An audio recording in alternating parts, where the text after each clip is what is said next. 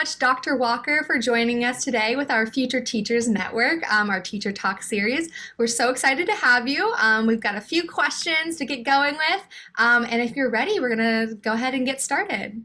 Yeah, I'm ready.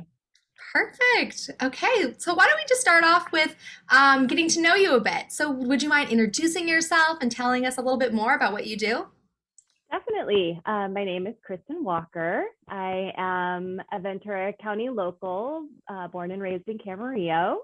I grew up in a family of educators. My dad, when I was growing up, worked as an elementary teacher and later a high school math teacher, and then later on was a private school administrator. And my mom worked as a speech pathologist in the Oxnard School District for most of her career. So education was kind of just part of our household, part of my family growing up. And so it seemed kind of like a natural fit for me. I went to school in San Diego. I went to Point Loma for my undergrad and got my multiple subject teaching credential there. And after getting my bachelor's in credential, I moved up to Orange County, where I taught fourth grade in a private school in Southern Orange County for several years. And then my husband's job changed and we ended up moving back to Ventura County, back to where we both grew up. And so I worked in Simi Valley. I taught second grade and fifth grade. And later on in Moore Park School District, I taught fifth grade in Moore Park. And then I moved over to Mates, taught fourth grade for several years at Mates, which is a charter school in Thousand Oaks. And after about 5 years teaching at Mates in the classroom, an opportunity arose to move into an administrative position. And so I have been the assistant director at Mates for the last 7 years. So I've had some experience both in the classroom and in the administrative role. I've also worked in both private and charter and district school settings. So I've had some experience across educational settings. And then I also am adjunct faculty at Cal Lutheran, teaching an undergrad class in the interdisciplinary educational studies department. So I love that, and that's a wonderful piece where I can continue to teach as well and support students in that capacity. So that's a little about me. Wow, what a rich experience you have. Lots of different opportunities throughout. That is such cool. So, such a cool opportunity. So, I'm so excited to hear more about all the different perspectives you have through that. Sure. It's definitely in your blood, I can tell. Yeah. Yeah. So, let's go ahead. So, let's see. I'd love to hear a little bit more about how you made that transition from being a teacher into becoming an administrator. So, what was that like for you? How did you decide to make that choice? Yeah, it was interesting. Working at Mates, I loved my position. I was in fourth grade, which is my absolute favorite grade. It was like my ideal situation. I had a wonderful teaching partner, had just such a great opportunity to have that job, and I loved it, and it was comfortable for me. But an opportunity arose that this school was opening up a brand new assistant director position. So before that, the school was relatively new, and the school had only had one administrative role. And after a few years of trying it out, it became very clear that there needed to be some more support administrative wise. And so my executive director, who's like a principal at a charter school, approached me. She knew I had an administrative credential and just kind of tapped me and asked, is that something I would ever be interested in? My first reaction was no. I would never want to do that. I love working with kids. Why would I ever give up a job working with kids to work with adults? You'd have to be crazy to do that. But so I thought about it some more. I consulted some people that I really respected and admired and trusted about what their opinions were. I thought about it a lot, talked to my executive director about it quite a bit. And after a lot of thought and a lot of processing and a lot of kind of deciding what my career path should look like, I decided to go ahead and take the leap and try it out. And, that was 7 years ago, and I'm so glad that I did. I really enjoy this role. It's a wonderful way to experience education in a different way. I still get to work with kids every single day, which is my favorite part of the job. But I also get to experience a little bit of a bigger picture as well than just my one limited classroom. I get to see a lot more. I get to see more of the way that our staff is able to interact with students and families. I'm able to see students progress and grow from kindergarten all the way to 5th grade. We're an elementary school, so it's nice to see how much they grow and change over the years, whereas in a classroom, you kind of only get them for that 1 year.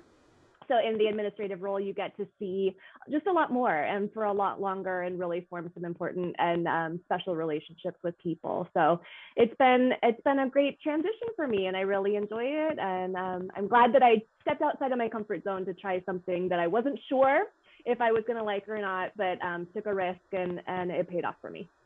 Wow, that is so cool. And what a role that I'm sure a lot of our viewers at home hadn't maybe considered, that they've only thought about teaching, but maybe down the line that they'd want to pursue the administrative route also. Um, Absolutely. I'll just pop in there, Lindsay, that when I got my admin credential, I was getting my master's. I knew I wanted to get a master's because I knew I wanted to kind of move up on the pay scale. And when I did that, I decided to go ahead and do the admin credential at the same time. At the time that I did that, I did not think I would ever use the admin credential. I never expected to use it. I never thought that I would go into that role, but I thought, you know what, it's one more credential, it's one more piece of paper, it's one more thing on my resume. And maybe in, 20 years, I'll decide to change roles, or maybe it'll give me an opportunity to do something different at the tail end of my career. And it turned out that I ended up using it much sooner than I ever anticipated to. But I do recommend, for students who are looking at getting a master's and wondering what they should get their master's in, if you do it with the admin credential at the same time, it does give you options. And, when an option presents itself, you can always say no.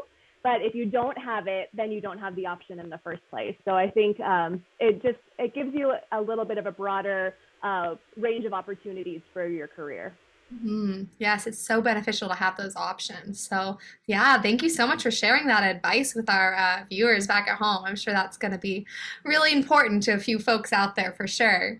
Could you share a little bit about like what the most rewarding parts are about being the assistant director, and then also what was the most rewarding parts about being a teacher too for our other viewers?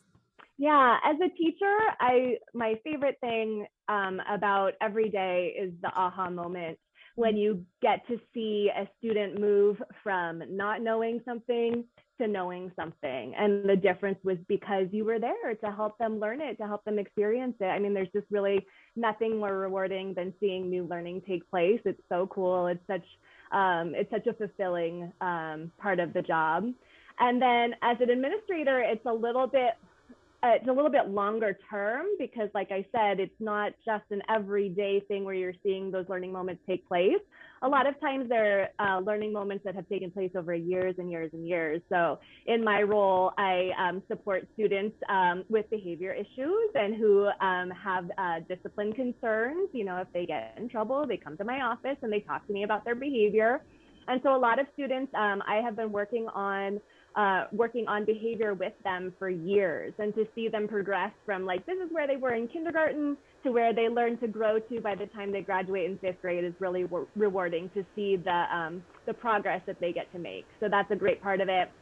And then as an administrator as well, I get to work more closely, I feel, with parents and families than maybe I did in a teacher role. In a teacher role, the parents and families are really important, and you wanna have that connection. But as an administrator, I get to have those relationships year upon year upon year. So the relationships really grow. And that's rewarding for me to not only get to work with the children, but to get to work with their families as well. Mm. Wow, yes, those are such wonderful moments. Wow, I know just a wealth of opportunities in education. Those small moments, the little light bulb moment when Yeah. the kid finally something clicks for them and they are just so proud of themselves. I know I treasure those moments, and Yeah. I imagine it's so amazing getting to see them go from kinder all the way through, and just the crazy growth you see and really making those connections with families. And wow, such cool opportunities. Thanks for It sharing. is. Yeah. Let's see, what's up next? On the flip side, then, the most challenging parts about your roles as before as a teacher and then now as an administrator. Yeah, I mean, there's challenges every single day. There's definitely, every day brings something new. I think as a classroom teacher, for me, the most challenging part were your first few years when you're just starting out and you're just trying to learn the career and learn the role. And there's so much that's new to you and there's so much to learn. And, you've done your student teaching and you've tried it out, but now it's all on you. And it's a lot. It's a lot to take on all at once, your first couple of years of teaching. And there's a high attrition rate in this profession. I think about 17% of new teachers leave the profession within the first 5 years. So there's a lot of washout that happens because it's difficult and it is taxing, and it can just be a lot to take on your first couple of years. So my advice for new teachers would be to stick with it. I promise it gets easier. The more experience you get, the more comfortable you'll become. The more opportunities you can take for getting hands-on and real-world classroom experience now, the better prepared you'll be for your first few years of teaching, and the more comfortable you'll feel. So stick with it. If it's challenging, if it's hard, if you're questioning, oh my goodness, did I choose something that's not actually for me? Give it a couple years, because it does get better. It does get easier as you learn, your next year, your second year, you're like, oh, I've done this before. I know what this is, because then you repeat the same thing from year to year and it starts to become comfortable and second nature to you. So in my role as an administrator, I think the hardest part is, or one of the most challenging things is just sometimes what an emotionally taxing job it can be.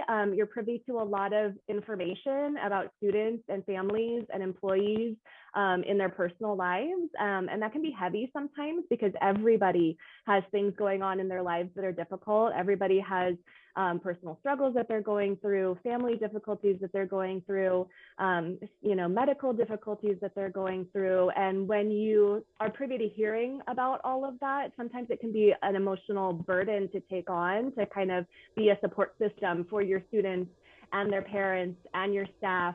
So to be able to provide that to others is rewarding, but can also take an emotional toll as well.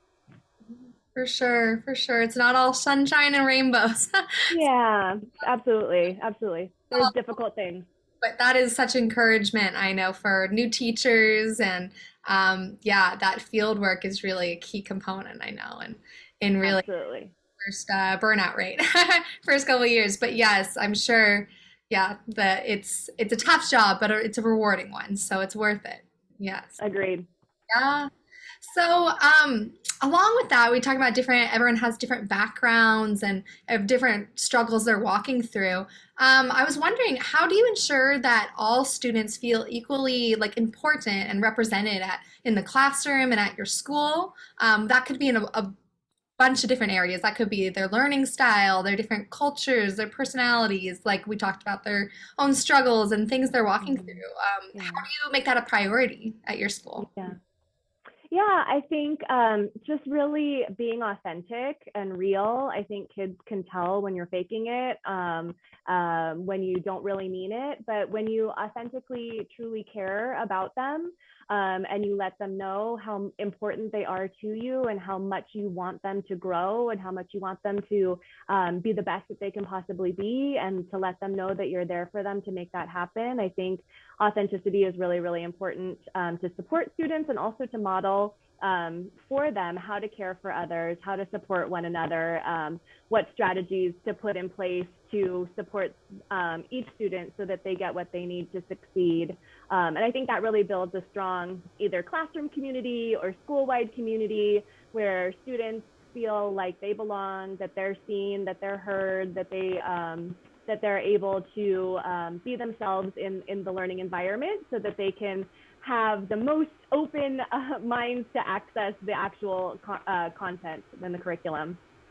Yeah, those are so key, that authenticity piece. They can really sense it, I know for sure. And yeah, making those connections and modeling what it means to care for one another, such important skills for those kiddos to be learning. Um, Yeah. Yeah, that's so key. Wow. So I guess on another direction, what would you say is your educational philosophy? I'd love to hear. Oh, good question. I mean, there's lots of pieces to my educational philosophy, but I think in a nutshell, if I can bring it down to just a small quick statement, it's that every student can learn, just not on the same day or in the same way. It's a George Evans quote, but I've made it my own, and I truly believe that, every child has different needs. Every child's going to learn at a different rate. Every child needs a little something different to be successful, but an effective teacher will make that happen. An effective teacher will give the students what they need to be able to be successful, and that might look different for each kid. A measure of success is going to look different. They're going to learn it in different ways. They're going to learn it at different rates at different times.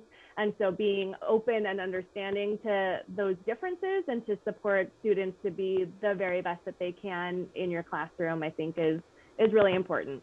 Mhm. Wow. Yeah, that's powerful stuff. Love to hear it. That's wonderful. So great.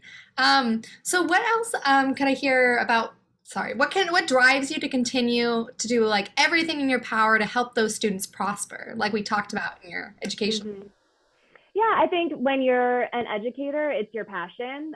So it's just your passion for education, that you truly, like I said, authentically care for your students, that you see them as humans and citizens of this world that we all live in, and we truly want our students to be the best that they can be, and to consider that those children are everything to their parents, to their families, and the same is, for their teachers as well.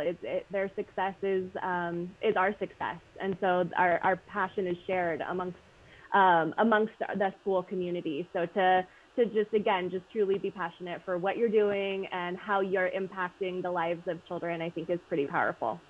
Mm, that's great. Yeah, that investment in those kids, it just moves mountains. So cool. So Yeah. what advice would you have for someone who's gonna be entering a career in education? What do you think they should expect, or advice that you have for them? Yeah, I think expect to work really hard. It's a hard job. Like I said, it can be very emotionally taxing. It can be mentally taxing and physically taxing.